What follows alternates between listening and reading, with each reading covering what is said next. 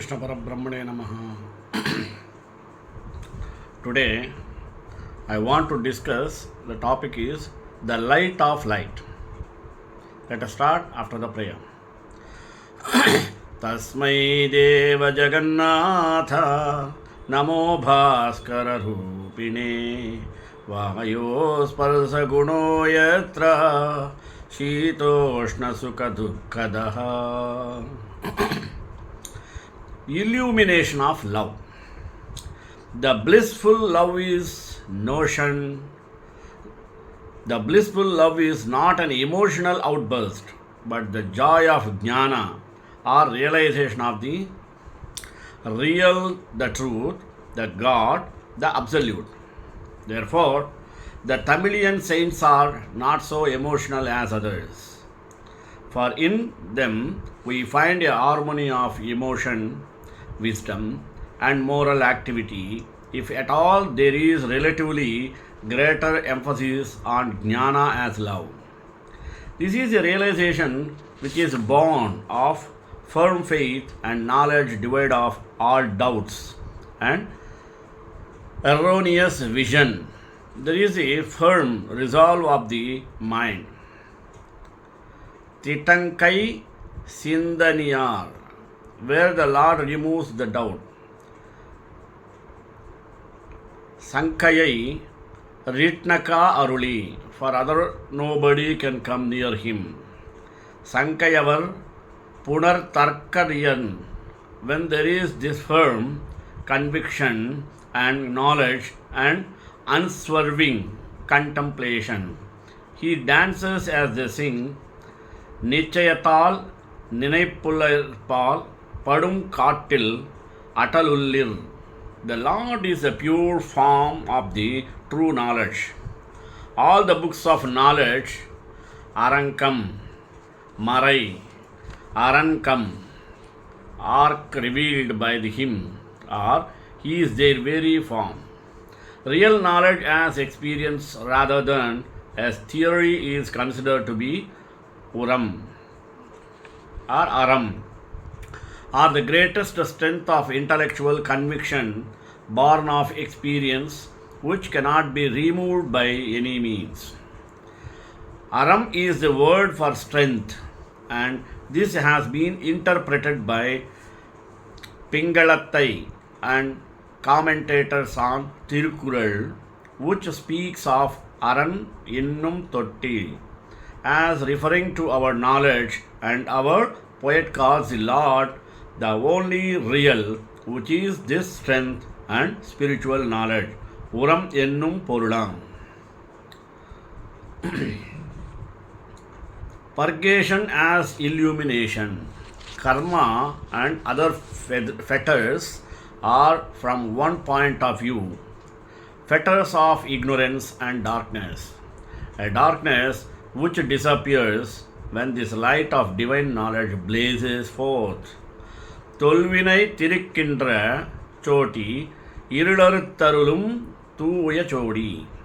These references imply that the saint is equating Vinay and Irul, probably as effect and cause. Thiruvalluvar speaks of Irul Ser Iruvinai and Irul Ningi Inbam Payakkum.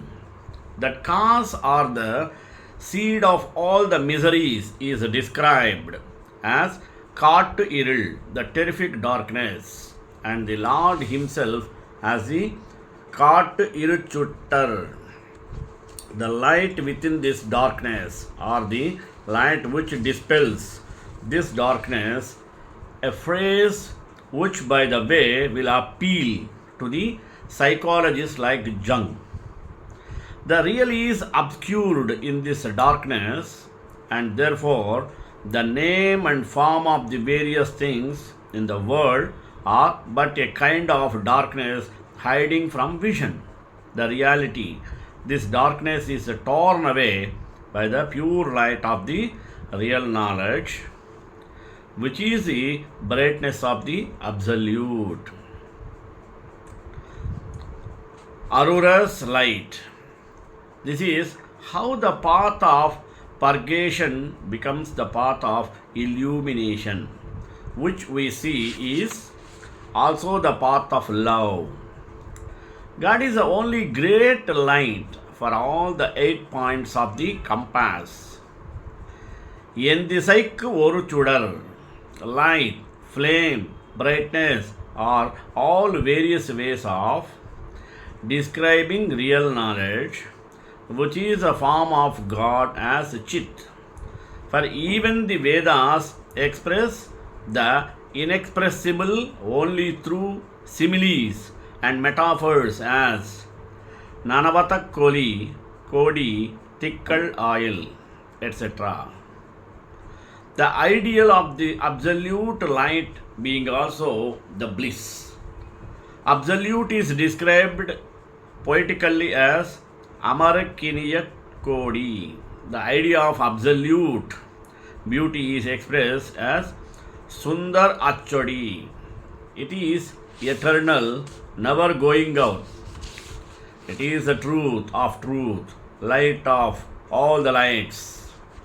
That is, transcends everything else, even the lights of the world, and the soul is brought out by the phrase Parachitar and Parachodi. Light sees light. According to the Hindu theory of perception, the like alone can perceive the like. The tongue tastes the element water because the tongue itself is a form of this elephant.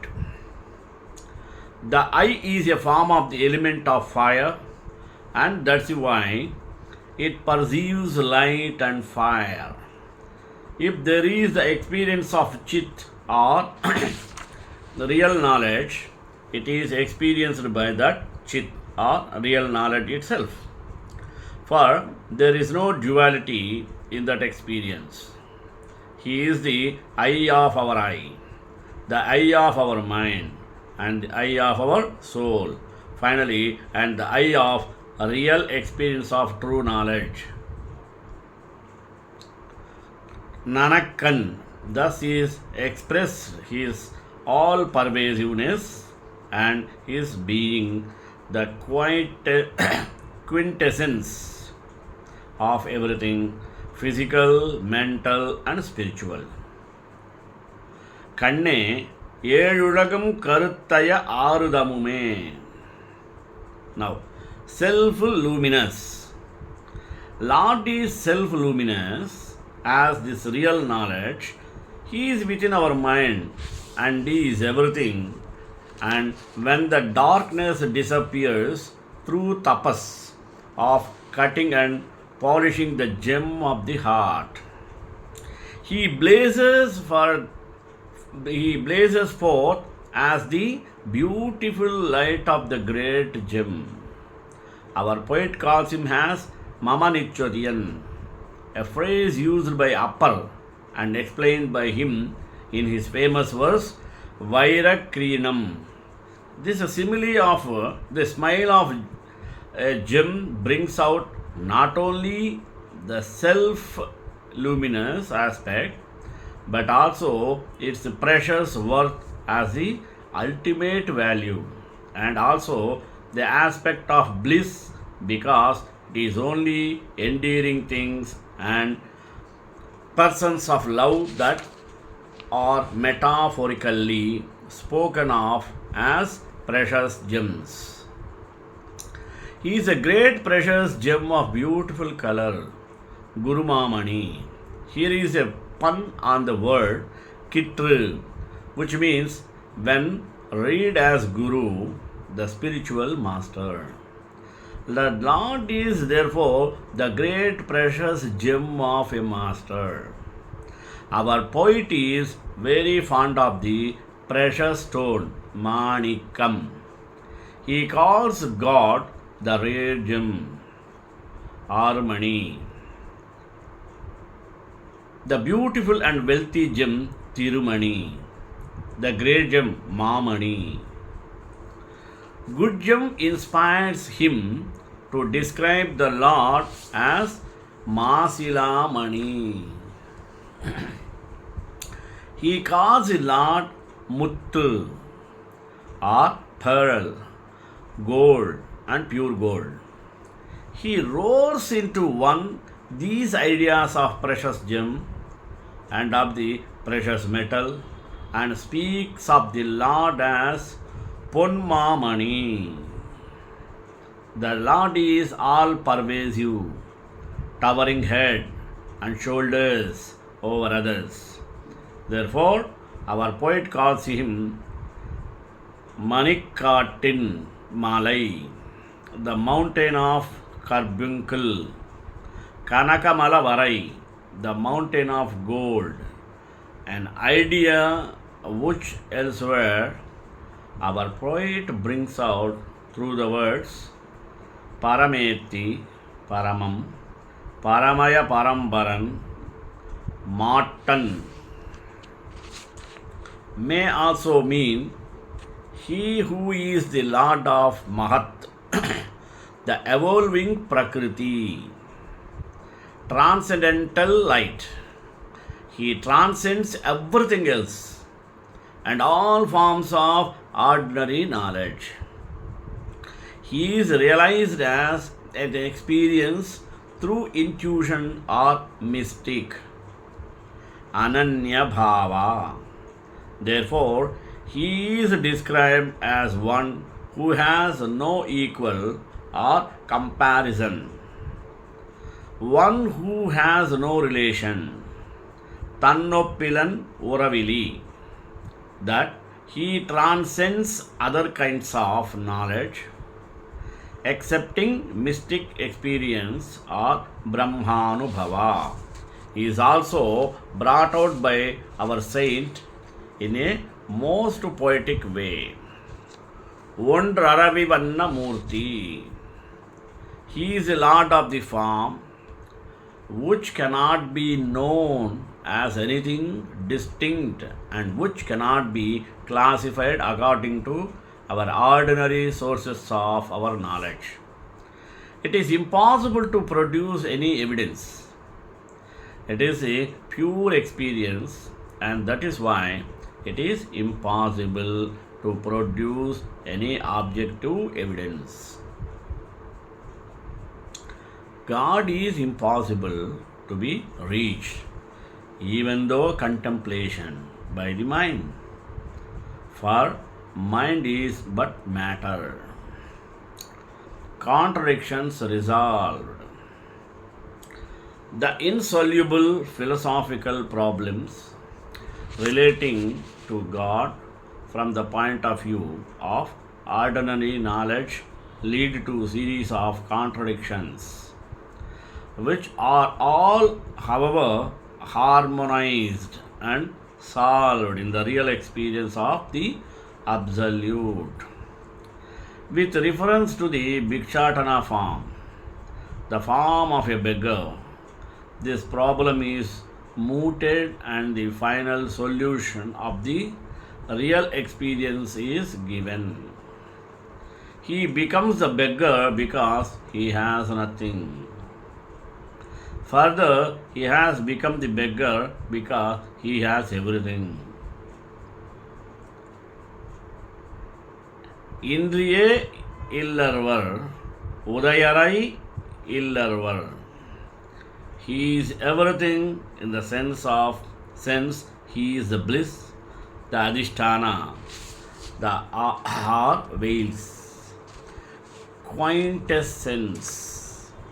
He has nothing because none of these forms and names is he true self. இன்றியே இளவரது அன்றி உதயரை இளவரது. He is the eternal youth, Kulagan, but yet the most ancient person, Palayan. There is no beginning or end, but he is the beginning of everything. He is the root, the true cause in its entirely, and the overload of everything. Adi Moolan, Mudalvan, Mulu Mudal. that these contradictions and conflicts being ultimately resolved in a higher harmony is attempted to be explained by another simile. அகர முதலின் எழுத்துக்கு நின்றை, a simile used by Thiruvalluvar.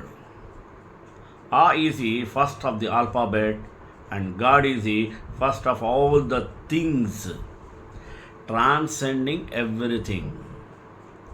In other sense, the letter A is the natural sound, first coming out when the mouth is opened, A. The other sounds are its variations, produced by various kinds of obstructions in the organs of articulation. So also, God as the bliss, the God is the basis of everything, is the only pure self-luminous thing.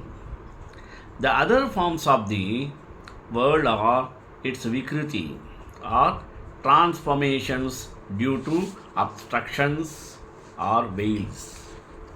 From this point of view, all the letters are his form as the form, the Vikrutan.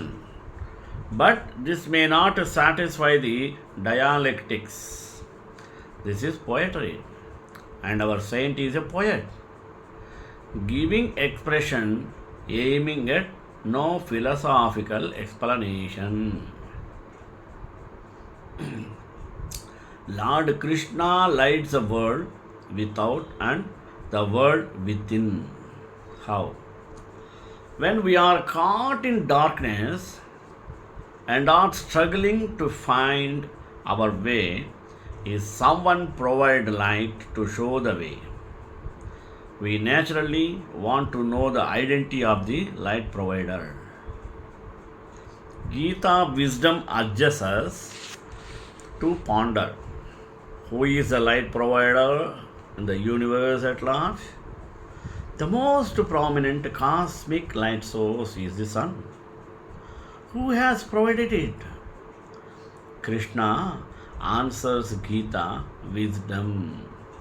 If we choose body-based desires to enjoy, we set ourselves on a collision course of frustration as the body sickens and perishes. Whatever be the specific mechanism by which the sun produces light, it has come about not by chance but by a divine super intelligence. The Bhagavad Gita indicates that Krishna is the source of the light of the sun, as well as that of other light sources such as the moon and fire. Krishna wants to light not just our outer world but also our inner world. Just as outer light enables us to choose the right path, us to choose the right desires from many desires crowding our heart and clamoring for our attention. If we choose body-based desires to enjoy, we set ourselves on a collision course of frustration as the body sickens and perishes. If we choose soul-based desires to serve Krishna, we set off on a trans-cosmic journey to his personal abode, the arena of everlasting happiness. Lord Krishna tells us that material existence is temporary and troublesome because of an existential disharmony. Human beings tend to neglect the spiritual dimension of their lives and focus only on material ambitions and achievements. This imbalance stunts their ability to partake of the fullness of life. The resulting dissatisfaction appears individually as stress, depression, anxiety, irritability, and so on, and socially as disunity, violence, and war. This disharmony also results in the universal and inescapable evils of birth, old age, diseases, and finally death. Our innate longing for immortality in a world subject to death suggests that we belong to an immortal world. Lord Krishna posits a higher dimensional world beyond the pernicious effects of time. That realm is characterized by a sweet harmony of divine love between the innumerable subordinate souls and the Supreme. There, the Supreme Person, being all attractive, is a pivot of all relationships and is therefore best known as Krishna, the all attractive one. There, all souls enjoy an eternal life of full awareness and bliss, provided they are in harmony with Krishna's will. If they rebel, they fall to the realm of matter, where they can see the reality. It is here that we can see the relevance of Lord Krishna's teachings to the modern state of affairs. Over the past few centuries, modern man has performed immense intellectual labor in an attempt to decrease the miseries of material existence. But all these efforts have been directed within the realm of matter, resulting in an improved ability to control material energy through science and technology. Modern man has, with almost a religious dogma, avoided applying his intellectual faculties to understanding the spiritual dimension. But all cherished human qualities, love, compassion, honesty, selflessness, spring from the soul, the spiritual aspect of our being. Therefore, negligence of spiritual life has had disastrous consequences, including a marked decline in human virtues. Lord Krishna systematically explains the difference between matter and spirit and provides a practical method for spiritual elevation. Lord Krishna thus helps us understand how ignorance and neglect of the spiritual dimension is the bane of modern civilization. Srimad Bhagavatam. The real source of light is the Brahma Jyoti, which diffuses light from the transcendental body of the Lord. And the same light is reflected in varieties of light: the light of the sun, the light of the moon, the light of fire, or the light of electricity. Misconceiving one thing for another thing is called illusion. For example, accepting a rope as a snake is illusion. But the rope is not false. The rope as it exists in front of the illusioned person is not at all false, but the acceptance is illusory. Therefore, wrong conception of accepting this manifestation as being divorced from the energy of the Lord is illusion. But it is not false. And the illusory conception is called the reflection of reality in the darkness of ignorance. Anything that appears as apparently not being produced out of my energy is called Maya. The conception that the living entity is formless or that the Supreme Lord is formless is also illusion. In the Bhagavad Gita, it was said by the Lord in the midst of the battlefield that the warriors are standing in front of Arjuna, Arjuna himself, and even the Lord had all existed before. They were existing on the battlefield of Kurukshetra, and they would all continue to be individual personalities in the future also. Even after the annihilation of the present body, and even after being liberated from the bondage of material existence. In all circumstances, the Lord and the living entities are individual personalities, and the personal features of both the Lord and the living beings are never abolished.